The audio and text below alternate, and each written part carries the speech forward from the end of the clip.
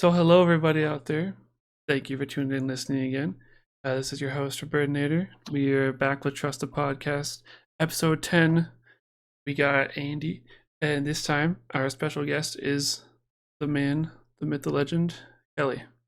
Welcome. Hello. Hello. Happy to be on, Robert. Booga booga booga.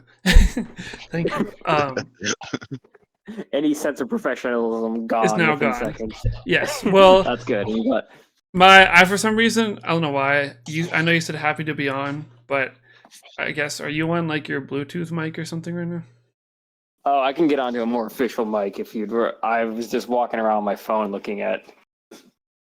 Oh, fair. No, you don't have to. It's just I am deaf, and also, it might have not gone through. I thought you said like happy beyond, and I was really confused. Happy beyond, indeed. Happy beyond. What if we go beyond happy? Speaking of beyond happy, I guess somebody, downloaded World of Warships and then tried to make that in real life, and they wanted, a whole ship of containers, but then they were going through the Baltimore port, and then the power cut out, and they crashed into a bridge. Quite literally, Bridge. Quite literally, if 9/11 happened on the 9/11 equivalent of water. I do have to say I'm very grateful that the incident occurred at 1 a.m. rather than like 5 o'clock in the afternoon where traffic would have been really picked up. That would have been pretty bad. I think we'd see more than just a few cars at the bottom of the sea. Yes, yeah, there was a mayday, and there's enough time for officials to like stop more people getting on the bridge and driving. But I guess they didn't have enough time to get like all the people who were working on it off the bridge. No, so because what is it like? 2 people were confirmed 6, dead. 2 people are missing. I think they found like 6 of 8. Yeah, it's still ongoing though. Yeah, but 6 people died in the water. Yeah, and they're still in the search for. But there might be more people.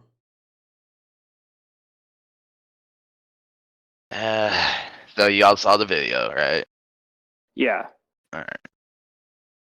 So what do y'all think? How do y'all think about this? Because I personally think whatever happened in it, it does bring to attention that maybe we should have better transportation routes in case of things like this are happening.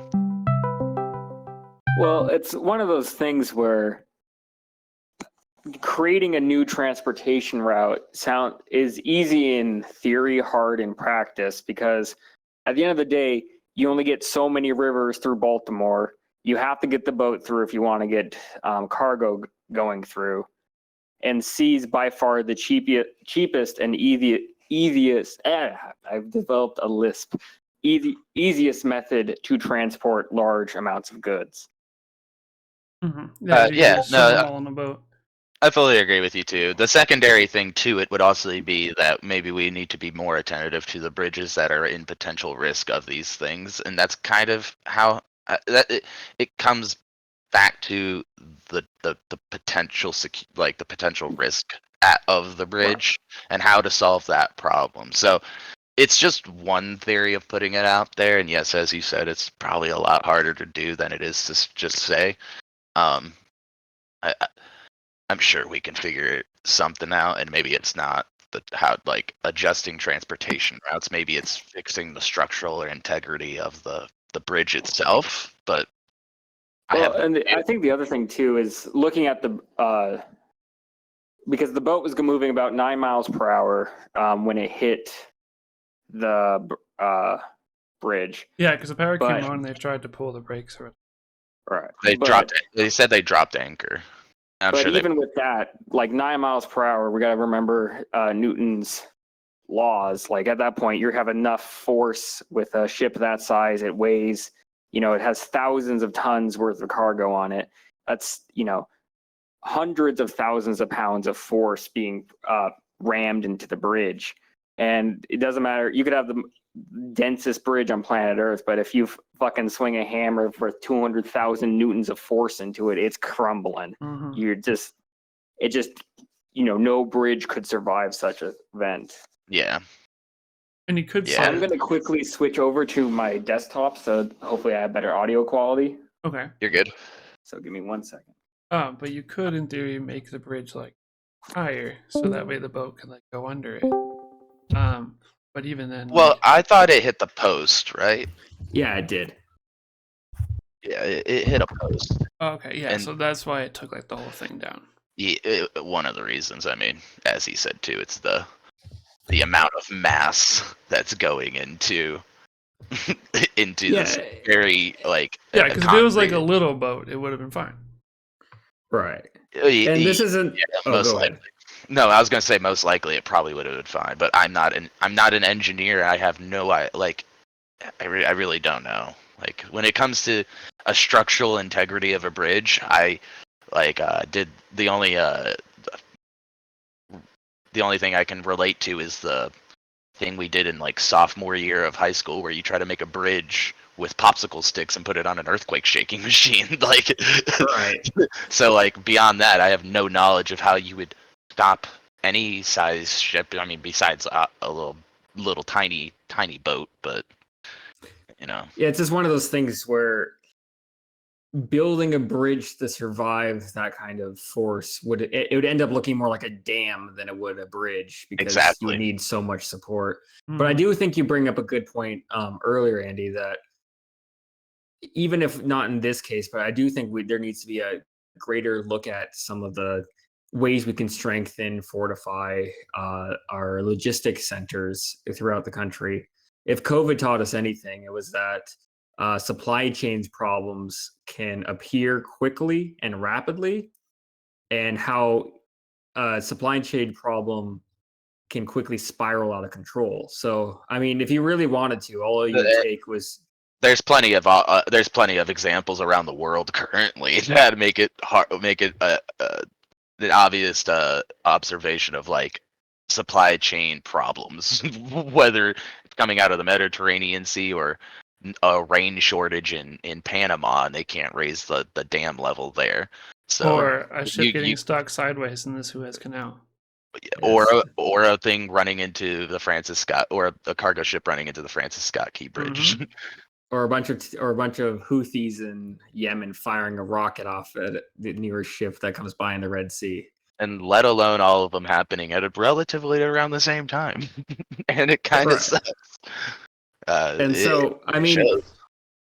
I think we've seen even within like the U.S. government stuff a shift towards they're calling it friend shoring, a sense where rather than outsourcing goods and materials to foreign nations such like China or Middle Eastern countries, rather instead focusing more on Mexico, UK, France, as a sense and Canada, as a sense of, hey, we can protect and guard these shipments, and we don't have to worry about uh, either a foreign power like meddling with it or the safety concerns. Because if your main gas supplier is Russia and Russia goes and does something like invades Ukraine, Mhm. suddenly you can't buy gas from Russia anymore and you're kind of screwed. Yeah. Uh, And yeah. like, I would just to say put, if go ahead, you're go ahead. oh, I was gonna say, just to put this into perspective, apparently this ship was 984 feet. So that's like, 300 plus yards, which Two, is about two three and a half. football fields. Yeah. And Yeah. that's one boat. Yeah. I mean, these cargo ships are the cargo ships are what makes the world turn. Mhm. That is how the world lives, and every single country around this world needs a cargo ship That's how in order things to get get their everywhere. stuff. Yeah. Yeah, Uh, so a cargo ship and it weighs about 165,000 tons. and So all you have to do is take that times 9 because that's the speed it was going by acceleration, and you have its Newtonian force. plus, if you didn't know, cargo ships are packed from bottom to Right. top. There are like below deck. There are cargo ships too, or cargo containers. You just can't see them. You think, there's I don't know. It looks like maybe there's about 50, but there's actually about 100. You just can't see them. They're massive. They are huge. So that's Right. even more added weight. And Yeah. imagine being on this bridge, and you look out, I, and you see I the boat, and Wouldn't you're be like, on it for long. I can't imagine me thinking anything different than a person standing in the window of the World Trade Center about to fucking just jump, because it's like, you see it, you know you're not about to get off that bridge in time, and it's like, what chances do I have? it's basically the same thing because the bridge It's coming down, the building coming. it feels like the same thing. That's how I feel about it, where it's like, what? Yeah, I would hope, maybe, I don't know. I don't know, man. Like, you're probably gonna die. There's nothing that you can really do. Well, again, it's just when faced with your own mortality, what is the response? Yeah, I mean, I'm sure it's a wake up call to every single worker that works on something like that, or any single person that just passes by on a bridge, where they start seeing a cargo ship, and that's gonna go through their mind, be like, get me the fuck off this bridge. Oh, I will say I had to drive over a few bridges the other day, getting to the coast, and over one of them I was driving. I saw a I was going into Manhattan, and as I was driving, I saw a boat like churning along underneath, and I was like, "Don't you fucking do it! Don't you fucking do it!" And Don't you hit this right now? Come on, man. and it's also one of those things where, like, how much can you really change before you're affecting the way they have to work and they have to do their job? Because, you see it, and I say, like, let's fix the transportation routes, and it's like, as you said, that's a lot easier said than done. And for them, it would be like, well, now this route that would have taken me, like, 16 hours to do, now it's going to take me 24 hours to do, because I have to use a different route in order to avoid mishaps like this. Right. I mean, going back to the Houthis and the Red Sea, I mean, with they're adding a whole extra shipment of, like, you can't go through the Suez Canal anymore. You have to go all the way around Africa. You got to go the Horn of Africa, or you have to go through around the South African peninsula area. Yeah, to go around South Africa, And it's billions of dollars more to do that route.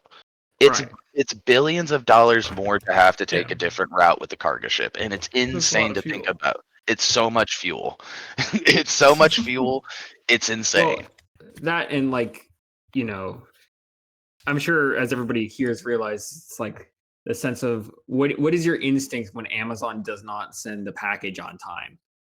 It's not, Like, where the hell's I my goddamn understand. package? You know what? Amazon's probably they're probably just having a rough day, and those poor supply people, it's like, where the hell's my package? I paid good money for this. I want it now. Mm-hmm. They said 2 days shipping. Right, and so the whole, we don't the way that supply chains work, or at least they did prior to COVID, and then things have started to change, was a sense that in the far past, you would have a surplus of goods, so that in case something ran out, you could just grab their surplus and send it out. Yes. But with the globalized economy and with so many inputs, it became easier just to, like, okay, just grab whatever inputs coming in, it'll be fine. We don't ever have to keep anything in reserve because so much is flowing in. Mm-hmm. But what we found is that having nothing in reserve means when the system breaks or you have an event happen, there's nothing to replace what is. Yeah, to fix and recover. And that's it. Here's also the caveat to that: it wouldn't necessarily be a problem if you were a productive society. And that's not saying that we aren't a productive society in America, but we're a consumer market. Right. Than a productive society. We have transferred to a service-based economy. We don't right. produce as much of our own goods. Yeah, and so when you have shipping problems, trading problems, when you have attacks and piracy, when you have water level changes that you can't overcome, so you can't do shipment, and you have to do different routes, all of this stuff, it really makes it harder for the entire world to actually come out of having to pay way more than what they needed to. And at that point, you might as well say, like, I want to produce this myself. But if you don't have any market, anything to set up to do that, you're bound to fail. You're bound to take even bigger hit. Places in like China where they also feel the effects of having to ship and export their goods to places like the UK and America don't necessarily feel it as hard as Americans do because they are the ones producing the stuff in the first place. Right. Yeah. But we got to think though that a lot of the third world and in countries like China and stuff, second world nations, their problems are more that they end up lacking high end equipment, which is manufactured in Western countries. Like, yes, we will go get shitty calculator from like those little 99 cents calculator, like 10 billion of those will flow into the US from China. But if you want the computer chips that A Texas really Instruments. yeah, you're gonna want those are gonna come from Taiwan, Japan, Korea, or America. And those countries, I think Taiwan's gonna be more willing to sell that stuff to America before it will to China. And same thing with Japan and South Korea. And a lot of like American made goods are in the high end sectors. And you have, these really important big, it's the reason why every major tech company on planet Earth is their base in America. Like Google, Meta, the whole shebang, Microsoft are all in US companies. And I would say I would agree. Mostly, we hold that number one position, but we need to keep in mind that there are people that are easily able, like China is, and I would say Russia, with a couple steps in Russia.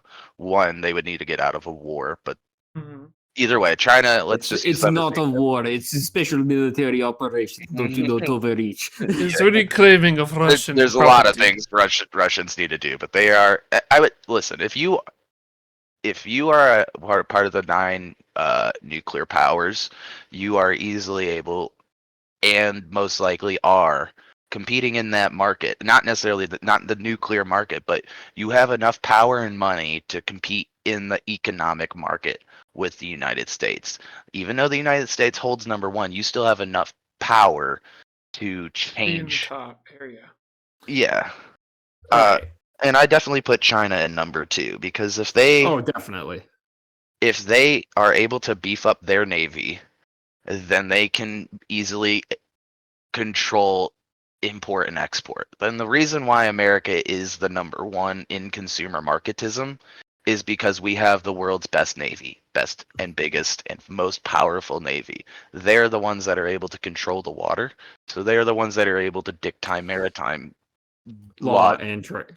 And it's actually one good. I'm glad you brought that up because it's as we're in a current age of where the U.S. is increasingly, I think, will be starting to step back from that role as maritime.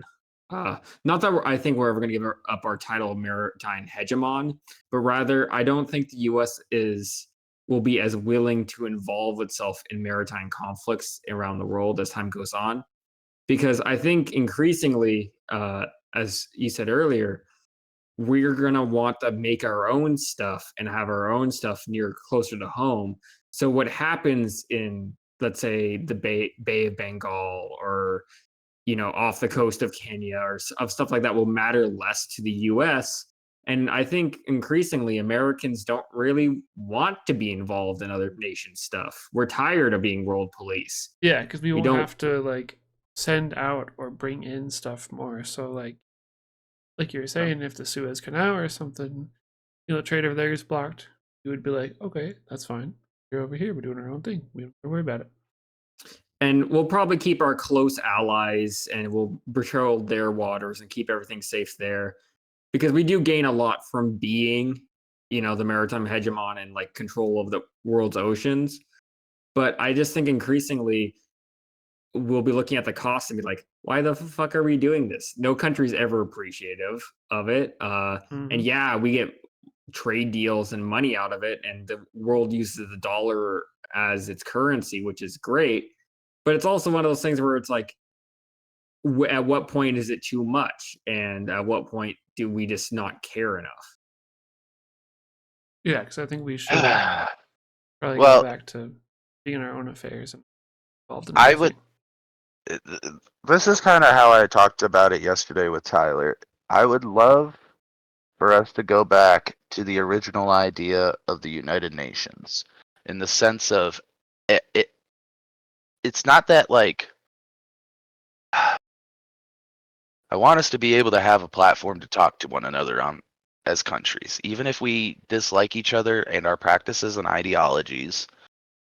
I think we need to start somewhere, going back to this base sense of defining evil on the world stage and what really defines that. And,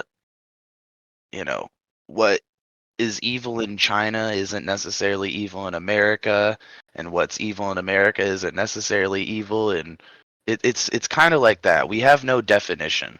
When American can go to war with Iraq and the world doesn't really see Western countries can't really see the consequences, and same thing with Russia. Russia goes to war and Russia can't really see the consequences, and these Eastern countries can't really see these consequences happen. I don't know, man. War is the thing that's making me kind of go crazy, because it's like we just don't talk, and it seems like not talking is the reason why we're going to war. Yeah, they just jump straight into war I instead mean, of trying to work it out.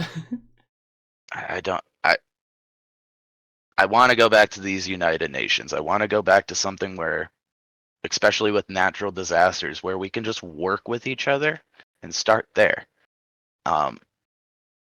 Eventually, if we went by the United Nations when it originally went, we can maybe be in a time where individual terrorist organizations might pop up, and the world and every country, nearly every country, can be unanimously working together in order to solve the problem. And that doesn't even necessarily mean they have to go to war with this single terrorist organization, but at least every world and nearly every country in the world would be unified.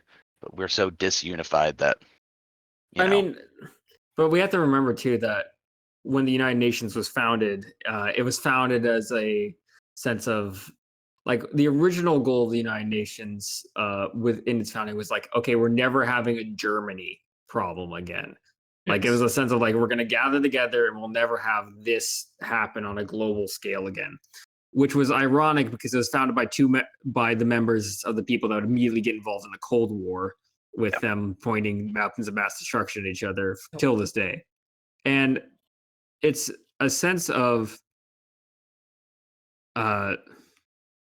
what can, like, we talked about, you said earlier, like, what is defining evil? And you're right, we don't have a common definition of evil. And like the UN Charter lays out like an idea of like what every country should seek to have in its human rights wise, government wise, economic wise. But a lot of that is, the big thing is, and every country does this, is they look at it and they go, well, that doesn't benefit me, so I'm not going to do it. right. And so then it falls on the countries that are stronger than the strong, to uphold it. And it ends up just being very Nietzschean strongman, like morality, because Nietzsche talks about it a lot, the sense that outside of any truth, or any sense of truth, truth is defined by the strong. And as much as I dislike Nietzsche, he is definitely, well, not only history by Victor, but rather the strong define morality. In a post-truth world, truth is defined by who has the gun. And as much as I dislike Nietzsche, and I think he's the Redditor of the 1900s, it's like you should read about his life sometime. It was wild. he definitely, I think, was predictive of what we find ourselves in now, which is the sense that nobody can agree on a definition of good and evil, and every country just kind of does what they think is best for them. And if that means screwing over another country, so be it. If that means violating international law, so be it, because it doesn't matter. We're all out for ourselves. Yes, yeah. You want to have your best interest out. Look out for number one. Right. Stay on top. And like, because there's a general consensus of kind of evil, like what you said. Like if Germany, that type thing, they're going crazy and trying to take over the whole world. Russia may or may not eventually be doing that, starting with this whole Ukraine thing. But that's why everybody's sort of like wary, like it could be World War III type thing. Just keep an eye on it. But like, I guess the U.S. is sending them like money but like not really doing anything about it, which is good. I mean, I feel like we shouldn't have to send people over there because it's not really our deal. We should like stay out of it. It's fine.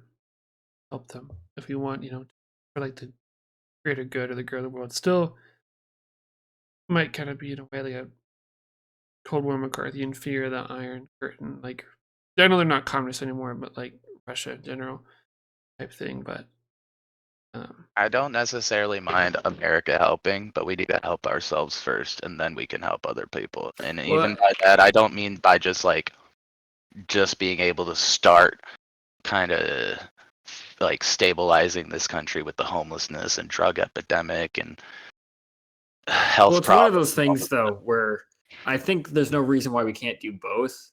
Exactly. I hear a lot of this false dichotomy that we can't give stuff to Ukraine because America needs us first. And it's like, well, you're right, but we're not dropping off cases of $100 bills to Ukraine. Like we're giving them old military equipment that we would normally But be getting rid of anyway. I don't want to give them that anymore. Like, it's not that I don't necessarily. How should I say it? I am against the military-industrial complex. I'm not against the military. I just have a very specific rule in my mind that military should be specifically a defensive mechanism. It shouldn't be used in any single way to be an offensive capacity, whether it's boots on the ground in a different country or sending our military equipment to a different country without them buying it. That's where I have a problem.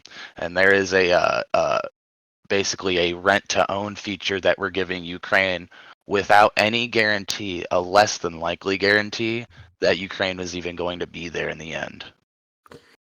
But we have to think about again the sense of what does the US gain out of this?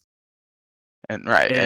And it is a sense that should the US stop its primary geopolitical rival in annexing another territory? Right.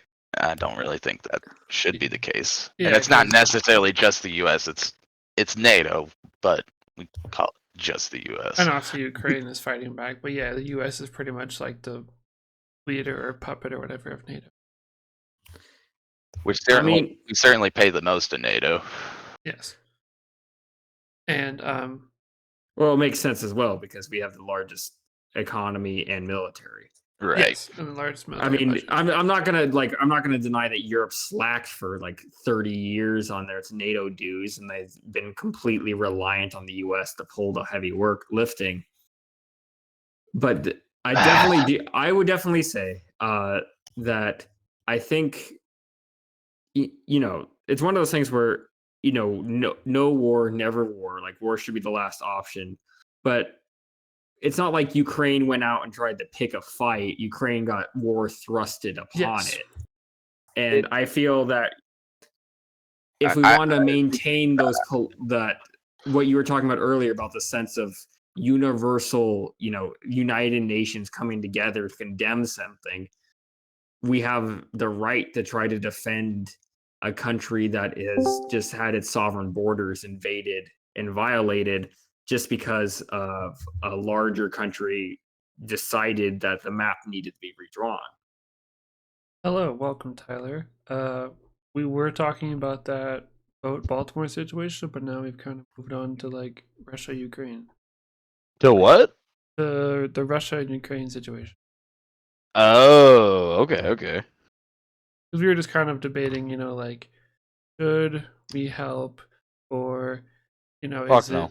it is it America's job to be the police, or No, define I not at don't, all. and I don't agree that it is our job to be the police. I like the idea of helping. I don't like the idea of a pariah state, or I'm sorry, a proxy state. I have a hard time at this point not thinking of America as colonialist. The way our military and government and that complex kind of runs, it's colonial on the international stage. Not it can't be colonial on the domestic stage to an extent. But I feel like that's kind of the mindset is to be number one you have to control. And in order to control, you have to be willing to give people lots of money, lots of equipment. You know, Yeah, I you have don't to know. either enforce it or give someone else the means to enforce it. You give people either a carrot or a stick when you're number one. Yes. Right. Yeah, that doesn't mean it to help them. And if we stop helping and don't satisfy the needs of our production, will we still be number one? Well, I guess Probably. what I would say is I'd rather be number one than not to be. Right. Like, No, yeah, and I I definitely don't know what understand it, this. I don't know what it looks like. None of us know what Right. not being number one looks like, and it's a No. Why scary give thought. money to Ukraine when they should be helping U.S. citizens out? We had a brief discussion about like what does it mean to give money to Ukraine and the sense that it's not like the US is dumping off like truckfuls of money. It's more that we're giving them old military equipment, which yeah, I mean if we're gonna give it to like Well, I'd say if we built an entire generation of military equipment to blow up Russians, that was its entire job. Like, it's just finally finding its home. That fucking Jeep that's been sitting there since the 80s, let it go. That's the whole point of it. Yeah, it's being used what we made it for. And I would prefer giving them stuff over like actually sending people over there. Because if we sent boots on the ground, people World to War die. III. Yeah, then there would actually be World War III.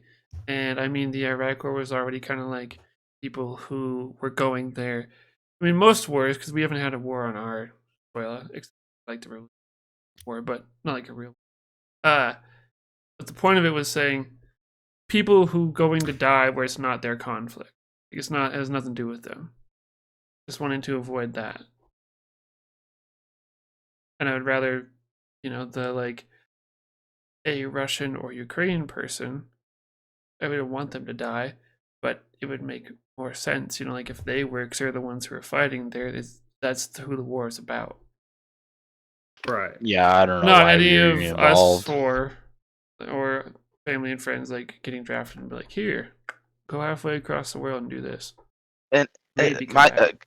I just again I don't like feeding our military industrial complex. I'm very humanistic in the sense of like I couldn't I care less I care so little about governments. I deeply despise most governments. Uh and I have a heart I have a how do I say it? I definitely emotionally relate to a person who's like, fuck my government, they did this to me. Because most of the time, a civilian is just a civilian. These people that are Right. caught up in a war, that's where I'm like, how is our money helping them? Because that's really, it doesn't feel like it does. It feels like it makes it so much more worse. And it's because we're giving our money it's not necessarily giving money to Ukraine. It's that we're giving money to places like Lockheed Martin, like Boeing, all of the industrial workplaces like that make military equipment. We're giving them the money, and they're giving them either old equipment or even new equipment. It's not just old equipment. We only have 7 THAAD missile systems in America, and we already gave one of them to Ukraine. And it's like, we have important shit. Patriot missile systems, THAAD missile systems, F-18s, F-17s. Like, we have important stuff that we need to keep, and we don't have it. But, I'm sure there are people living underground that really don't have fucking food in Ukraine that I'm sure in some way, for very much less money than what we've been giving up, we could have helped those people. Well, it's one of those things too, though, where you see it a lot in. So I spend a lot of time with my job going down and working with homeless and incoming peoples to the U.S., whether that's refugees or people just really down on their luck. I spent a lot of time in Camden, New Jersey, which is just a city down on its luck, to put it any other way. Like, just horrible crime rate, just horrible living conditions for a lot of people. And it's one of the things where we talk about a lot in the job about what are we trying to meet. We're always going to miss people that need help, just because there's too much suffering, too much pain in the world to get everybody. And so that we do what we can to bandage what we can, but then we have to look at the overarching cause that leads to the issues. Like, it's not just finding food for the week. It's teaching these people job skills so they can find jobs in the local area. It's making sure that they have electricity in their houses so that they can actually write resumes online and get stuff ready. It's this whole, multifaceted problem. And when looking at Ukraine, we have to say, what is Ukraine's primary problem? They weren't food insecure before the war. It's that now that they are food insecure, we can pretty easily say what the main issue is. Ukrainian farmers not getting a grain shipment out, not because they don't want to, it's because there's a Russian tank in his field and he can't go out and collect it. And so it's one of those sense where I can't tell the Ukrainian people not to fight for their homeland and their country and their identity. And so, but we can't meet the other issues by any other way, because we do give humanitarian aid. We do give it just doesn't make the news as much as the big ticket items, because the big ticket items are the things that will, halt Russian advances or. Well, it doesn't make the news nowadays. Well, listen, there was a time in America where we were number one. We gave 2.3 million tons of cargo in 1 year to one single city in the world. We did it in 1 year. It's called the Berlin Airlift. We helped millions and millions of people. We and the United Kingdom and a lot of the United Nations worked together to get that done. We weren't giving them guns. We weren't giving them missile systems. We were giving them food, clothing, stuff like that they could use and that would keep them alive, because they were getting blockaded on what they could import and export out of the city. I mean, like, we're no longer like that. It's like we just give you guys guns so you can fuel our economy. When we give you stuff, it fuels us. Well, I don't know if that's true, because I mean we give something like, I don't know, $40 billion worth of economic development around the world. Most of that in humanity. Like, I'm on the foreignassistance.com website right now. I'll just read. Last year we gave $17.3 billion in humanitarian assistance, $15 billion in health, $12 billion in peace and security, and another $12 billion in economic development. Of the objectives, the vast majority of it was economic, with a small section of it being military in state. And this isn't to say, whether we agree with that or not, but I would say the U.S. is still the primary source of international humanitarian aid. It just, we have given the priority. I just don't think it feels like aid to people anymore. The reason why the Berlin airlift will go down in history is because it was aid. But this isn't something that the civilians of Ukraine feel. This doesn't feel like aid to them. This is not necessarily for the civilian of Ukraine. Well, I mean, I would say that I would bet the average Ukrainian probably does think In it's at aid least to some them. way it is. Yeah, I mean, I'm sure like if I was a Ukrainian, and I was like, wow, my dad just got sent to the front lines. I'm sure glad the Americans gave him a fucking whistle to blow up Russian tanks. Hmm. Like, I'd be pretty happy about that. I mean, would be.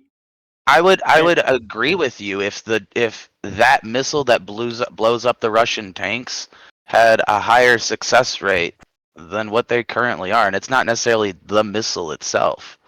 Like, we're talking about an army that really can't command itself. We're talking about an army that isn't structured. It was never really meant to be structured, and it's half-assed thrown together. And yes, they are commendable fucking people that go and do that stuff, and they've done a very good job of trying to work up their forces. But there's only two routes that they got, and that's a drone. They're both drones. One's aerial and one's water-based drone warfare. So I mean, you can't defeat the Russian army off of minuscule drones, either aerial or navy. And Well, I guess what I would say to that is when the war started, people predicted the war would be over in 2 weeks because you thought the Russian army was just going to steamroll Ukraine. Yes, so they put up Like, a I mean, good you fight. see all those, they literally talked about in 3 days will take, like, there's this really funny old Russian propaganda film about them taking Warsaw within a week, and everybody now laughs at that because of how, like, disastrous the opening parts of Ukraine war has been. And this is more of a statement like we are now entered a stalemate of a grinding attrition in Ukraine, where the defense lines and trench lines have grown to the point where, casualties are talked about in the tens of thousands and territory taken only in the hundreds of meters. And I think maybe there should be more steps to be like, is it time to call for ceasefire? Is it time to? But it's also one of those things where if we say, all right, ceasefire, all right, wherever the lines are, we just have static lines, we just draw the new border there. We are acknowledging that Russia had gets they get to keep all the territory they got, and it set Russia's back decades in terms of they lost a good generation of young men, and they lost a lot of friends along the way. But it does set a precedent that if you take territory, you get to keep it. And on the international order, on an international stage, is that a message we want to have? No. Well, something I would like to put in there, though, is I just don't think Russia I don't think Russia ever intended to steamroll Ukraine in the first place.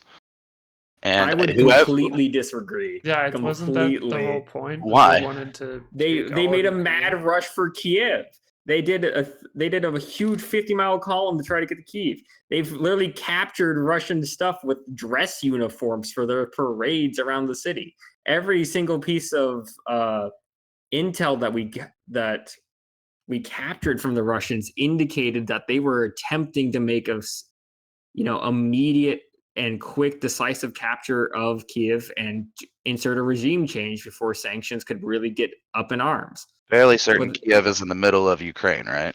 Yeah, and that's why I know they wanted this quick one, because they went all the way there. So how many people did they enter Russia with? Or, I'm sorry, Ukraine with? 180,000.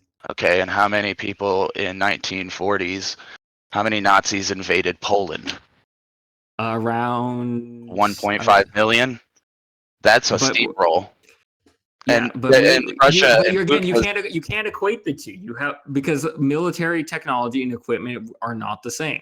We are not talking about a war in the 1940s We're not talking about industrial complexes like the 1940s. The amount of effort it takes to make a modern jet fighter is not the equivalent to the amount of effort it takes to make a Luftwaffe. Right, but if And- Russia really wanted to steamroll entire Ukraine, they could have just went up to 500,000 on their troop base, with Kiev not even having any support from any Western countries at that point. They didn't get support until 2 weeks after the invasion started.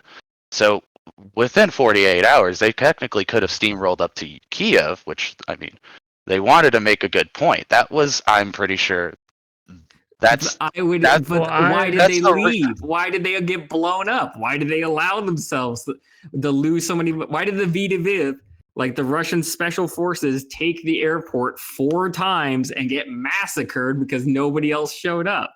I Because they think couldn't. what it might have been is they severely underestimated it. Like, and thought it was that's, gonna I be super guarantee you, easy. they absolutely severely underestimated it, but they did not have the intention of fully steamrolling Ukraine. They wanted to prove a point to the government. They definitely wanted a different government. What they wanted, I'm sure, civilians in they wanted the Western governments to not get involved, and they wanted civilians to hold re-election, and they severely underestimated the that in that state their current power, but it was not anywhere out of Russia's mind, like to steamroll Ukraine. If they wanted to, they could have set up a 500,000 man border and invaded with that, and within 48 hours completely take Kiev, and there would have been no Western assistance to be able to help there. And you can't necessarily fully steamroll Ukraine without getting very, very close to Poland and Hungary. And I just think that it would have been having to put way more effort into securing governments on the western side of Ukraine in order to fully steamroll it in the first place. I just don't believe that was ever their intention. Yes, well, I'm not entirely sure, and that could be possible. We don't really know. I do think we had a good discussion on that, and I think you might just see how it turns out, keep an eye on it, and just probably agree. But we could try and loop it back around to the original topic, and also we can get Tyler involved because he's here and he hasn't say much. Do you have any thoughts? Like, how did you feel about like the boat in Baltimore crashing the bridge? Oh, yeah, that's the original topic. Okay, so I don't know. I really haven't looked into it very much, to be honest with you. I just heard that like the power went out. Is that what it was? Like the power to the boat went out or something like that, and they were trying to get people off the bridge. Am I right on that? Yes, yeah, they like lost power while they were going, and they were able to Yeah. call out a mayday to evacuate everybody, and then I think by the time the power came back on, it was too late. So they dropped the anchor, but didn't really do anything. Oh, okay. Yeah. I don't know, man. I thought it was kind of wild. I kind of want to talk about the Boeing, dude. To be honest, we didn't talk about the Boeing whistleblower, did we? No, yeah, not No, at all, dude, but we I definitely watched could. a 50-minute interview with his lawyer though. That was kind of interesting. Oh, With his lawyer? Yeah. So Oh. the Boeing whistleblower guy's lawyer went on a podcast called the PBD podcast. Okay. And PBD interviewed him on like, how was the guy? Was he have like, spouse? Depression, anxiety, Yeah, like mental anguish. Yeah, dude, Yeah. asking him all of this because this lawyer is actually one of his good friends too. Oh, okay. Really? So his lawyer is also having to work that fine line between knowing a lot of like personal info, but also having to be limited by law on what he can say and can't say Right. because it's now under investigation. Yes, 'cause- But what he did say, yeah, obviously it can be used in court. So what he did say was like, yeah, he never had thoughts of suicide. He never ever was like content with killing himself, and that he did write a note that said, "If I die, if I die, Not suicide. yeah." That's what I heard too. oh, Yeah. he wrote like, "If I die, it's not suicide." Yeah. Yeah, that man definitely was murdered by a Boeing. Because that's what they're trying to say. They're trying to discover and investigate whether it was suicide.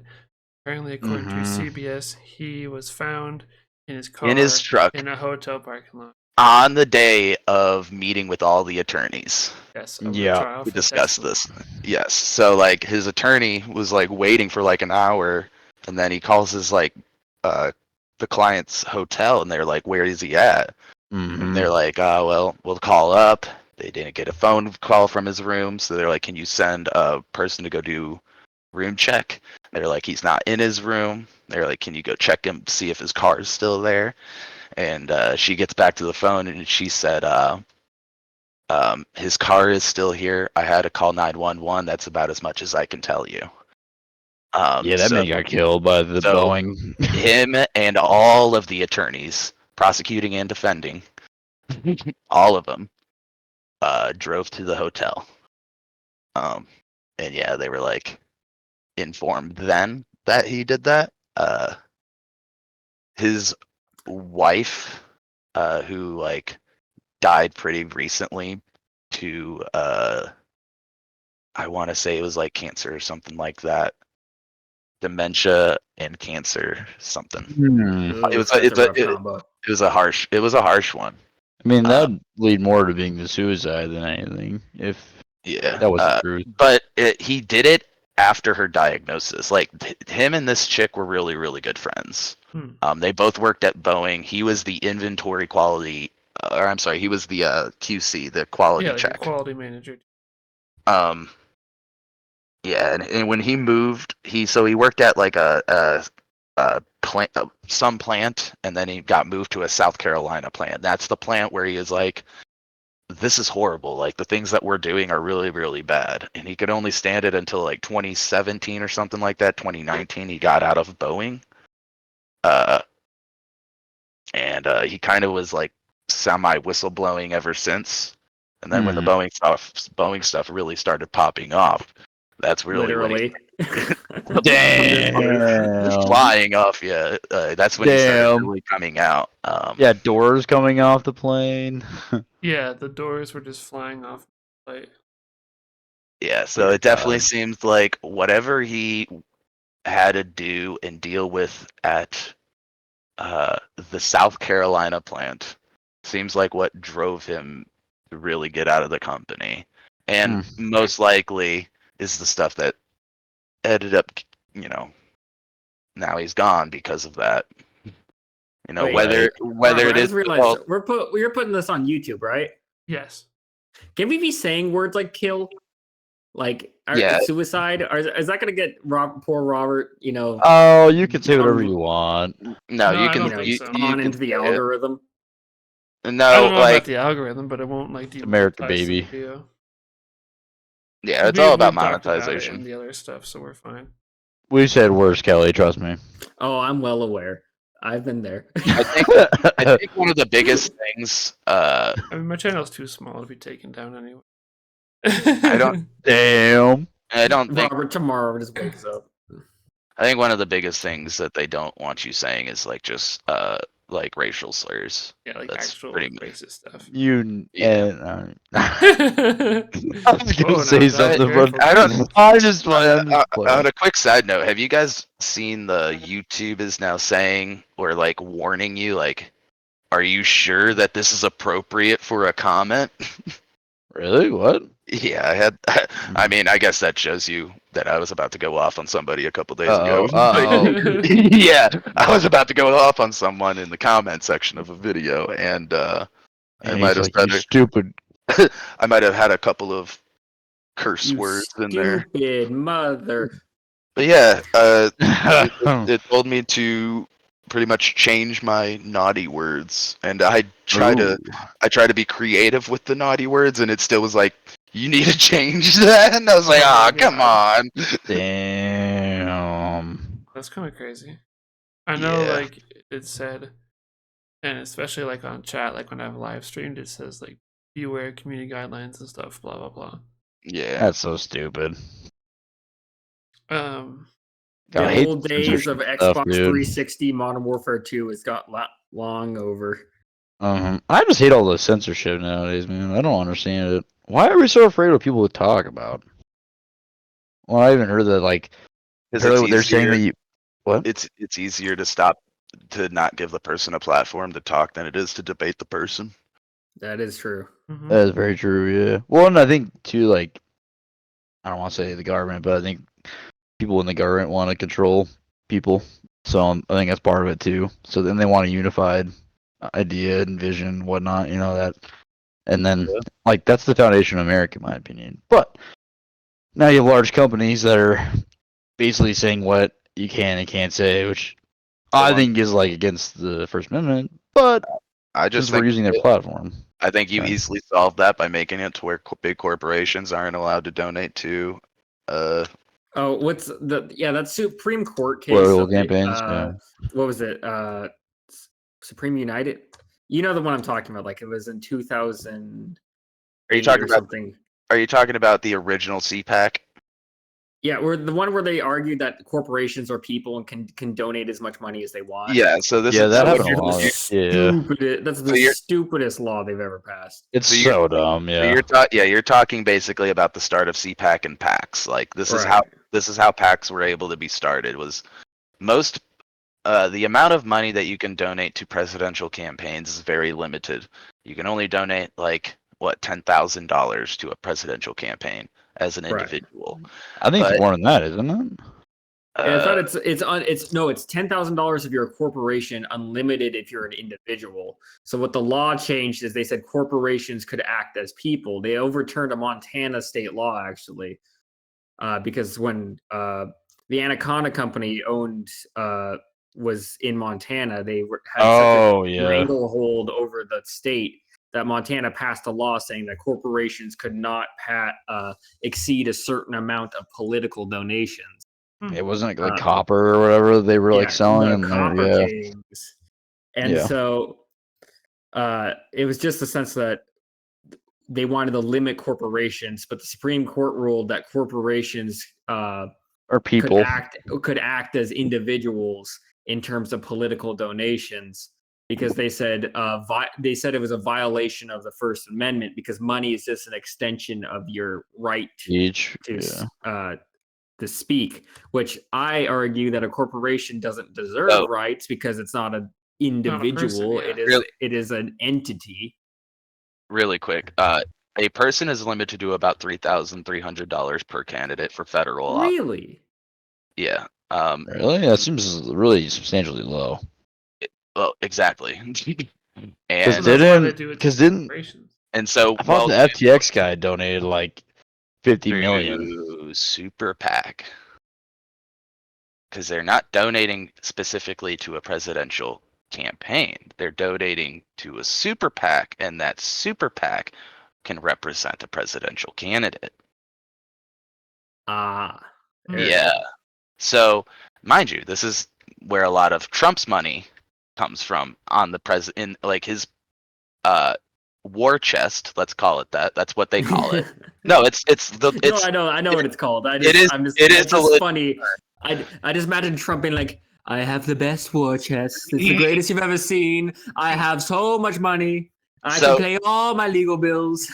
So Trump has personal finances and then he has PAC finances, and he can use both in order to run his presidential campaign.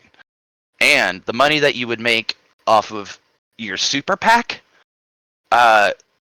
can go directly, not necessarily in your pocket, but you actually have jurisdiction of what you want to do with that money, whether you want to save it or spend it. And here's realistically how you're doing. You got millionaires and billionaires. Millionaires and billionaires give their money to the super PAC, and they tell the super PAC, I'm giving you this money, I want so and so done. We call those people that talk the lobbyists. The lobbyists tell the super PAC, this is what I want done. The super PAC then give that money to the president. The president uses that money for his presidential campaign, and it's a full circle because that president needs to make campaign promises because those lobbyists are talking on behalf of the corporations, millionaires, and the billionaires that are giving their money. And that's how the circle of super PAC works. Without the super PACs, $3,300 is the most money that per individual can give to a president. Without super PACs, there's no way you're having $2-3 billion campaign. Like the amount of money Joe Biden, RFK Jr., and Donald Trump are going to be spending for this presidential campaign is about $4 billion, $4 or $5 billion. Yeah, probably. And that's Ridiculous.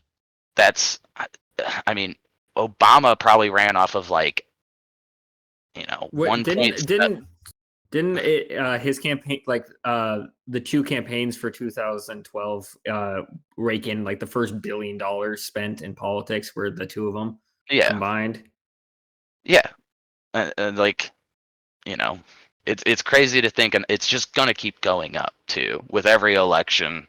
That amount of money that like presidential candidates spend is just going to keep going up if there is nothing that goes against the super PACs. If there's no legislation, and it's not even that you need to get rid of the super PACs, it's that you need to limit how much money then the super PACs can give to the president, because then that stops the lobbyist from being able to have so much power, which then stops the corporations from being able to basically say, pass this law. Right. And I mean, that works both on the federal and the state level, not necessarily too much on the local level, but definitely. No, that's local levels is defined by the 3 people who are willing to show up to meetings. Yeah. Yeah, that never Like- happens. Like if you guys wanted to, you could make a very large impact on your local community, both positive for the good and for the bad if you wanted to. Yeah, by just go showing up and, streaking.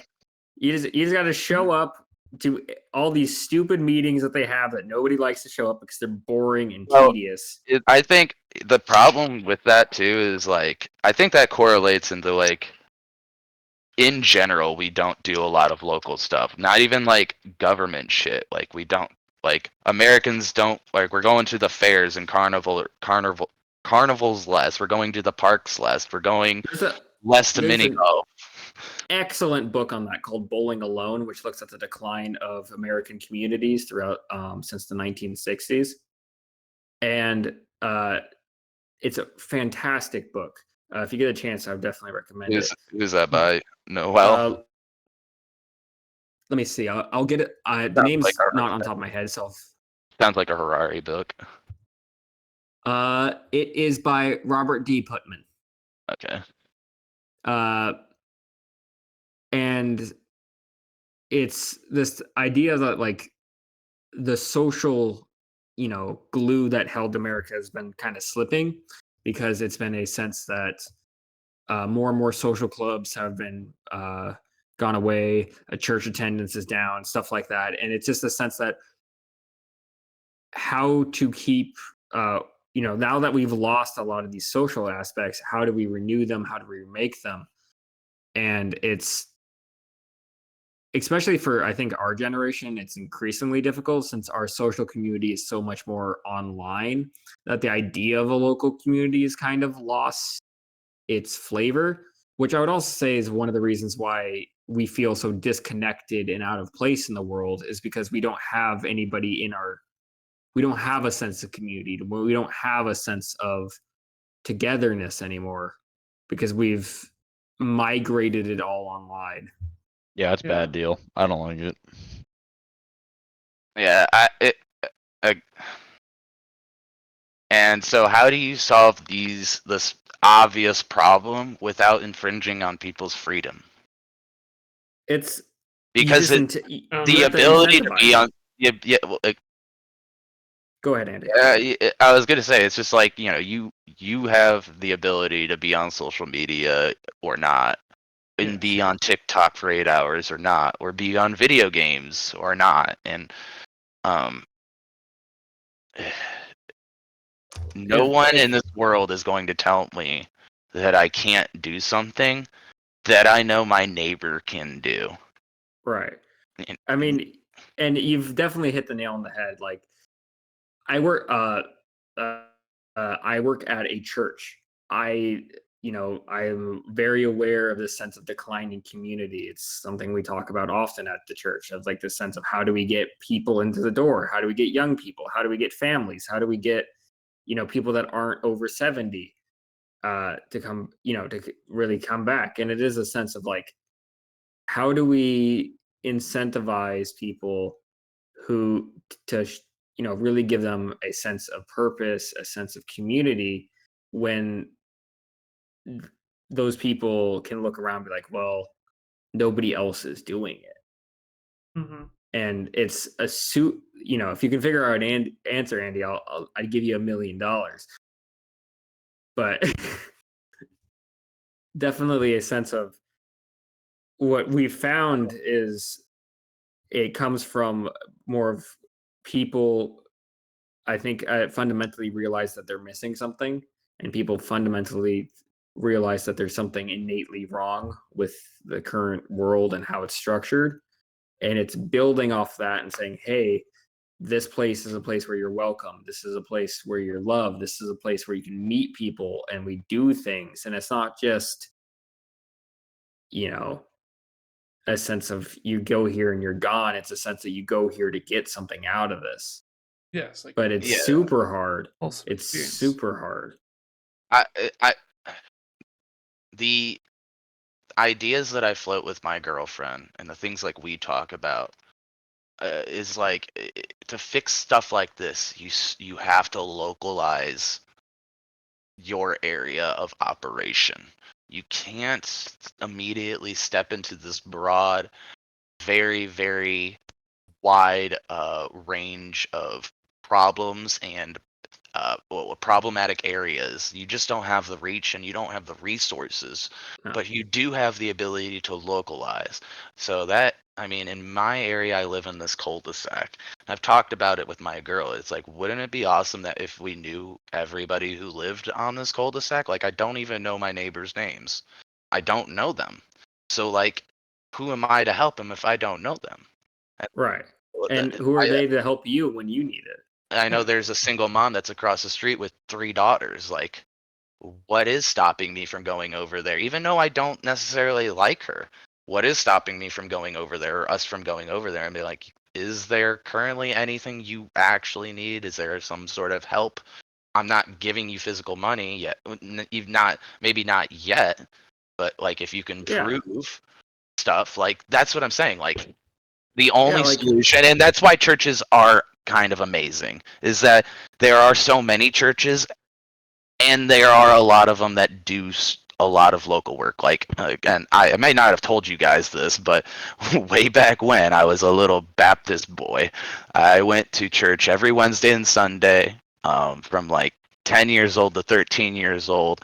And like I was a little bit of a Bible thumper, and my church went out every Wednesday night after church. We get out at like 6:30 or 7, and we would go walk around the block to everybody that we would normally hit the doors up for, even new people, and we'd be like, is there anything that our church can do for you? And like that's just something churches just do. But Right. not outside of religion. Do you do it? Like, and I'm not even saying like specifically you guys, but man, that's how you start. You have to localize, because once you do Right. that, once you get a broader community inside your area of operation to go with that kind of flow, maybe you get to the point where there's a block party, and not just you are having a block party, but somebody else on the other side of the city could be also having a block party. And 3 years from then everybody can have a block party, and then we realize, wait, we can just do something downtown where the whole city's involved. So then you get a parade. Then you have enough people to really move your city's legislation. And if you have enough people to move your city's legislation, the cities around you are going to see the same thing and follow suit. And eventually it's going to work its way up to your state's capital. Right. And that Again, it is that localization. It's the smallest unit. It's the little bit of the rock that causes the avalanche. yeah. And I always think back right when I moved out here, I had an incident where I had to go to the ER, and my neighbor was extremely helpful in me getting back home, because I got back home and my neighbor is a former nurse, and so she would come over and check on me to make sure, like, she brought over like a heart monitor and a few other things to make sure that I didn't have to go back to the ER. And so it was definitely the sense of like, if my neighbor wasn't here, I would kind of be left to fend for myself. And my neighbor knew me because she goes to the same church I do. And so there was that already that sense of like community bond there. But definitely like with my landlord, I gave his son, his son just turned 1. So I went and bought him a little gift. And it's like, yeah, I want to be on good terms with my landlord, not A, because he's my landlord, but B, because he's also my neighbor. And so it's a sense of like, it's just those building ties that's so important. And it's so easy not to do. And in some places, it's downright impossible. Like when I was living in Queens, forget about it. You couldn't fucking do anything there. Everybody looked at like, if you wanted to talk to your neighbor, they looked like you just grew an extra head. Get the hell out. Yeah. And like, what are you doing? Yeah, they think you're gonna rob them.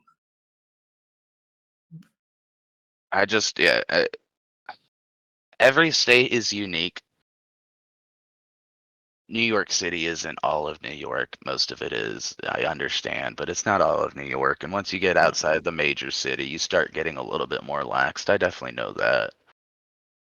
And that's a lot of major cities. People are just going to be so much more focused on themselves. I mean, it is a kill or be killed kind of area in big cities. Not Like literally, yeah. but in the sense of depending like, on the day. yeah.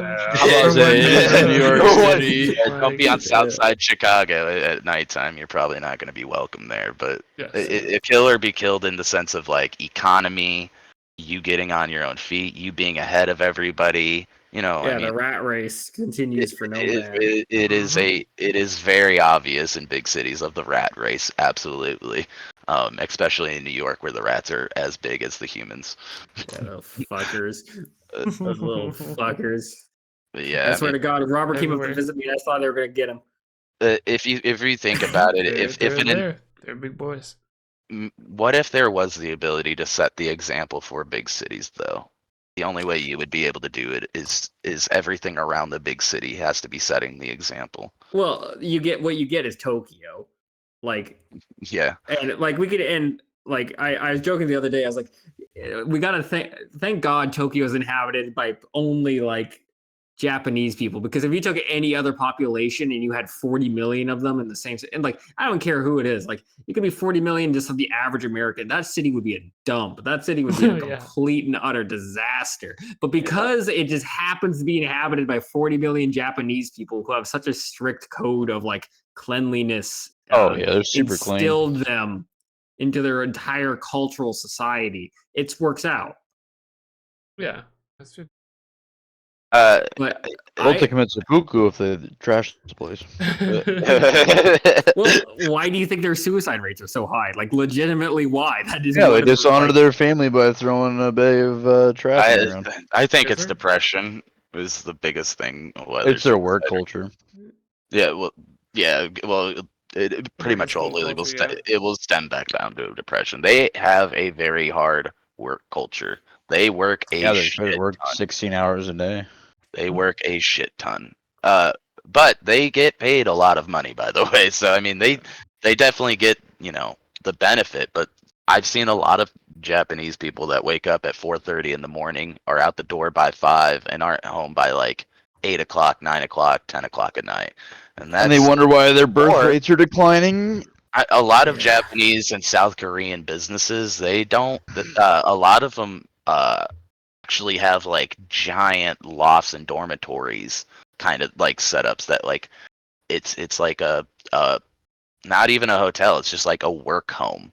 So like you can leave your office and go to like a bedroom basically, and you're still in the same building as your office is. It's just you get like your own private little room thing. A lot of it is because the transportation time in Japan can take a very, very long time. If you live outside the city of Tokyo, you might have to take like a 4-hour drive. That can suck. So it just depends. Yeah, but speaking of work and times, I do live on a different time zone than you guys, so I have to get heading off so I can get to work tomorrow morning. We should wrap this up here anyway. It's been little bit over an hour, but that was a very awesome discussion. And For thank sure. you for joining us, Kelly.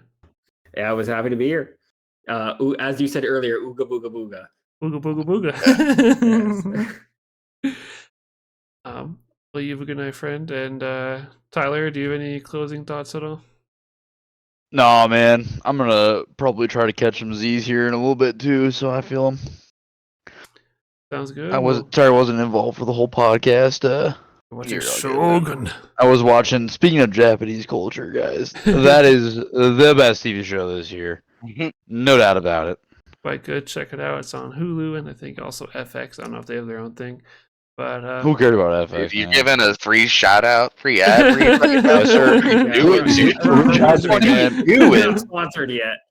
We are for pay. Channel Legends. We Raid will Channel live for Legends, your we will benefit. we will take a sponsor. yeah, if if anybody you wants to send give me 10K money for an over. ad, I'll do it. We will lie about products. Like, Oh yeah. I You, can I endorse have something no I've honor. never used. You should do an ad read for Shogun, but the video is just like Naruto. Yes. oh my god, guys, he's charging up. Wait, no, is that fucking Dragon Ball Z actually? Yes. But Yeah. well, Okay, yeah. well, They kind of What can't can Naruto we and do? Sakura. But anyway, thank you everybody for listening, and thank you friends for participating, and we will see you next time for the also don't speak out against Boeing or you'll die. yes. Beware of the planes.